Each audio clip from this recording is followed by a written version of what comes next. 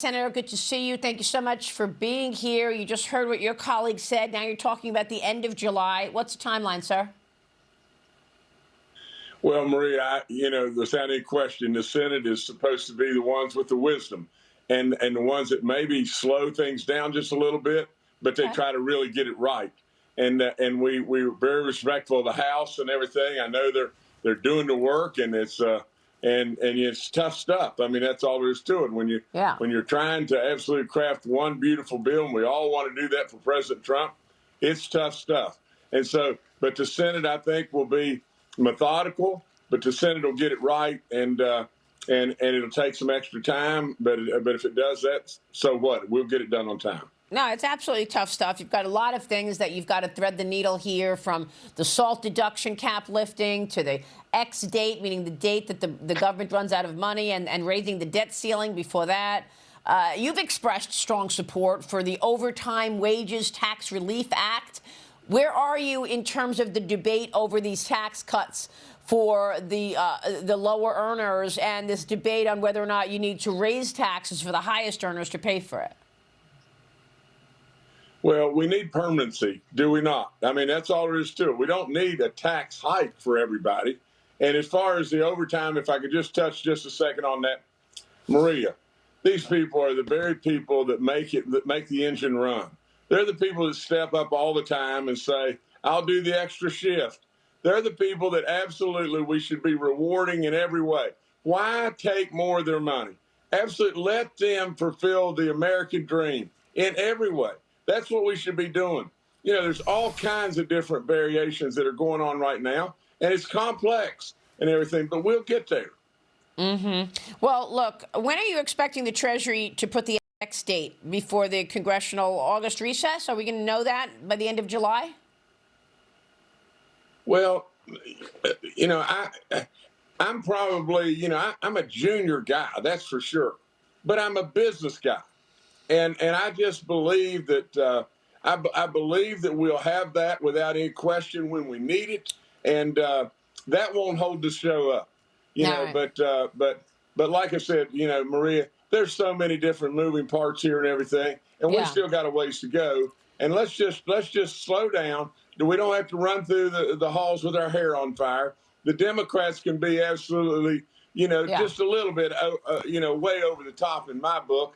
But we'll get there. I truly believe we're going to get there. We won this election, absolutely, hands down. The American people spoke, and now the Republicans got to deliver. Yeah, well, I'm not questioning whether or not you're going to get there. I'm just questioning if you're going to get there by next week. Next week is Memorial Day, my friend.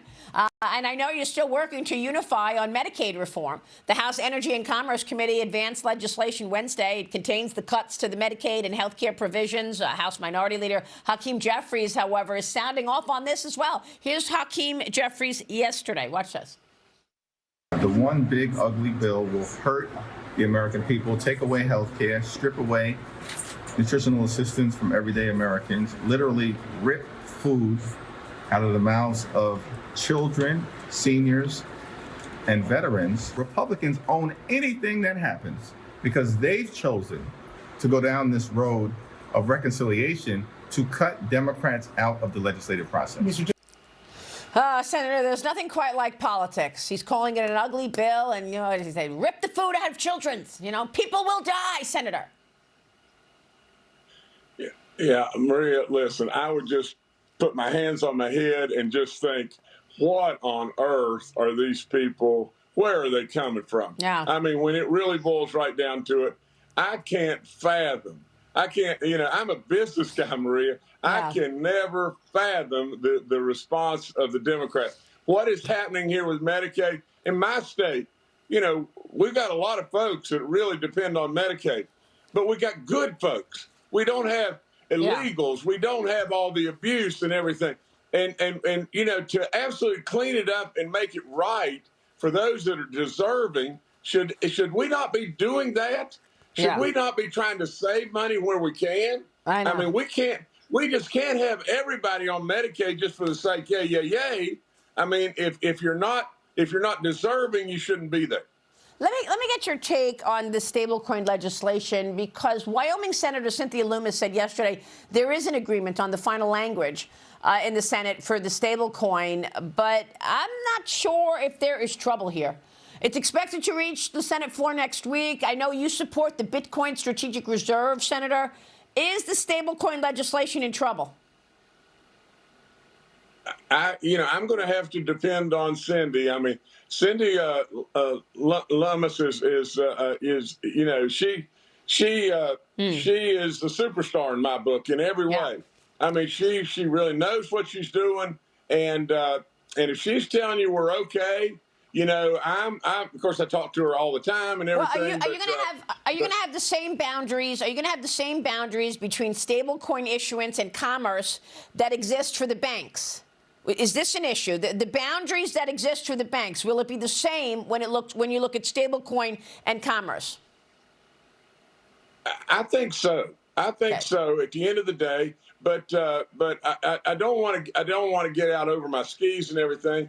I haven't been in the meetings and everything. I'm just talking to Cindy and different folks, outside of the meetings. But for what I know, I think we're going to get across the finish line. The problem that I see is you got a lot of things coming to a head all at the same time, and so we're gonna try as best we can to get through it all. Well, it's going to be an exciting summer, Senator. We're watching. Thanks very much for being here this morning, Jim Justice. Maria, thank you. Great. Appreciate all you do every day. And to you, sir. We'll be right back.